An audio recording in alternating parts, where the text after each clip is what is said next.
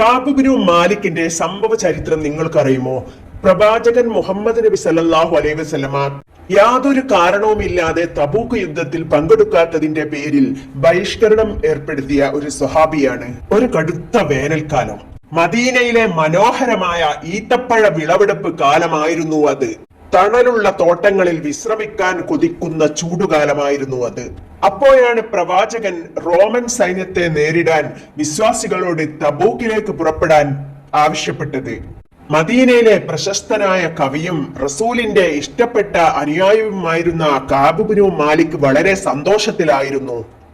മുൻപുള്ളതിനേക്കാൾ അദ്ദേഹത്തിന് ആരോഗ്യവും സാമ്പത്തിക ശേഷിയും ഉണ്ടായിരുന്നു. യാത്രക്കായി 2 ഒട്ടകങ്ങളെയും വേണ്ട സജ്ജീകരണങ്ങളെല്ലാം അദ്ദേഹം വാങ്ങിവെച്ചിരുന്നു.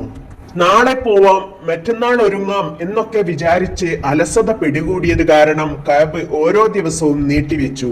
ഒടുവിൽ അദ്ദേഹം പോവാൻ റെഡിയായി വന്നപ്പോഴേക്കും പ്രവാചകരും 30,000-ത്തിലധികം വരുന്ന അനുയായികളും കുറെ ദൂരം യാത്ര പിന്നിട്ടിരുന്നു.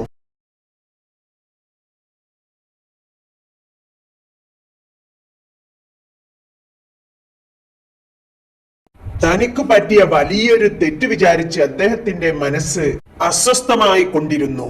അന്ന് യുദ്ധത്തിന് പോവാതെ മദീനയിൽ അവശേഷിച്ചത് രോഗികളും വൃദ്ധരും പിന്നെ കപട വിശ്വാസികളും മാത്രമായിരുന്നു. താനും ഒരു കാരണവുമില്ലാതെ ഇവരോടൊപ്പം ചേരേണ്ടി വന്നതിൽ അദ്ദേഹം വളരെയധികം വിഷമിച്ചു.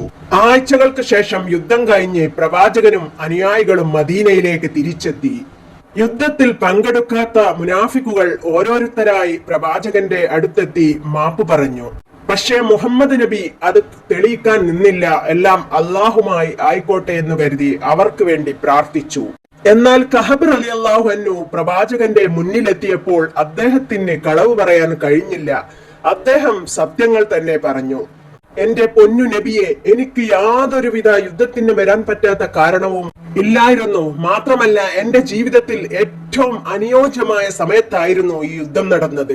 എന്റെ മാത്രം അലസത കാരണമാണ് എനിക്ക് പങ്കെടുക്കാൻ പറ്റാതിരുന്നത്. കഅബിന്റെ സത്യസന്ധത മുത്തുനബിക്ക് ഇഷ്ടപ്പെട്ടുവെങ്കിലും കഅബിന്റെ വിഷയത്തിൽ അള്ളാഹുവിന്റെ അറിയിപ്പുണ്ടാകുന്നത് വരെ കഅബിനോടും അതേപോലെ സത്യം പറഞ്ഞ മറ്റു 2 പേരുണ്ടായിരുന്നു. അവരോടും യാതൊരുവിധ തരത്തിലുള്ള ബന്ധവും പാടില്ല എന്നും അവരോട് സംസാരിക്കരുത് എന്നും പറഞ്ഞ് ഉപരോധം ഏർപ്പെടുത്തി. പ്രവാചകന്റെ കൽപ്പനയായിരുന്നു അത്. അതോടെ കഅബിന്റെ ജീവിതം ഇരുളടഞ്ഞതായി മാറി. സ്വന്തം നാട്ടുകാർ, സുഹൃത്തുക്കൾ, കുടുംബാംഗങ്ങൾ ആരും അദ്ദേഹത്തോട് സംസാരിച്ചില്ല. അദ്ദേഹം എല്ലാവരുടെ മുഖത്തേക്കും ദയനീയമായി നോക്കി. പക്ഷേ കഅബ് എന്നൊരാൾ അവിടെ ഉണ്ടെന്ന് പോലും ആരും ഗൗനിച്ചില്ല. മറ്റു 2 പേരോടും ഇതേ അവസ്ഥയായിരുന്നു. പക്ഷേ അവർക്ക് പ്രായമുള്ളത് കൊണ്ട് അവർക്ക് വീടുകളിൽ തന്നെ ഒതുങ്ങി നിൽക്കുന്നതിനാൽ അവർക്ക് അത്ര വലിയ പ്രശ്നമായി തോന്നിയില്ല. തന്റെ ജീവനായ മുത്തുനബി തന്നോട് ഇങ്ങനെ ചെയ്യുന്നതിൽ അദ്ദേഹത്തിന് സഹിക്കാൻ പറ്റുന്നതിലും അപ്പുറമായിരുന്നു. 40 ദിവസങ്ങൾ പിന്നിട്ടപ്പോൾ ഭാര്യയിൽ നിന്നും അകന്നു നിൽക്കണമെന്ന് കൂടിയായി. അതും കൂടിയായപ്പോൾ കഅബ് തീർത്തും ഒറ്റപ്പെട്ടു. എങ്കിലും അദ്ദേഹം അള്ളാഹുവിൽ വിശ്വസിച്ചുകൊണ്ട് അള്ളാഹുവിനെ ആരാധിച്ചുകൊണ്ട് കഴിഞ്ഞുകൂടി. അന്യരാജ്യത്തെ രാജാവ് കഅബിനെ സോപ്പിട്ടുകൊണ്ട് ഒരു കത്തയച്ചു. നിങ്ങൾ ഒരു മഹാനായ കവിയാണല്ലോ, നിങ്ങൾ ഇങ്ങനെ കഴിയേണ്ട ഒരാളല്ല, നിങ്ങൾ അവരെ ഉപേക്ഷിച്ച് ഇങ്ങോട്ട് പോരൂ എന്ന് പറഞ്ഞായിരുന്നു കത്ത്. അള്ളാഹുവിന്റെ മറ്റൊരു പരീക്ഷണമാണെന്ന് മനസ്സിലാക്കി കഅബ് ആ കത്ത് അടുപ്പിലിട്ട് ചുട്ടുകളഞ്ഞു. ഒടുവിൽ ആ 50-ാമത്തെ ദിവസം വന്നെത്തി. ഒരാൾ സുബഹിക്ക് മലമുകളിൽ നിന്ന് വിളിച്ചു പറയുന്നത് കേട്ടു. അല്ലയോ കഅബ്, താങ്കളുടെ തെറ്റ് അള്ളാഹു പുറത്തു തന്നിരിക്കുന്നു. എല്ലാവരും വളരെയധികം സന്തോഷത്തിലായി. എല്ലാവരും കഅബിനെ വന്ന് കെട്ടിപ്പിടിച്ചു. ഓടിക്കിതച്ച് പള്ളിയിലെത്തിയ കഅബിനെ സ്വീകരിക്കാൻ പ്രവാചകൻ തിളങ്ങുന്ന മുഖത്തോടെ കാത്തു നിൽക്കുന്നുണ്ടായിരുന്നു. അദ്ദേഹത്തെ കെട്ടിപ്പിടിച്ച് മുത്തുനബി പറഞ്ഞു, കഅബേ, നിന്റെ ഉമ്മ നിന്നെ പ്രസവിച്ചത് മുതൽ ഇന്നേ വരെ നിന്റെ ജീവിതത്തിൽ ഉണ്ടായതിൽ വെച്ച് ഏറ്റവും സന്തോഷകരമായ നിമിഷമാണിന്ന്.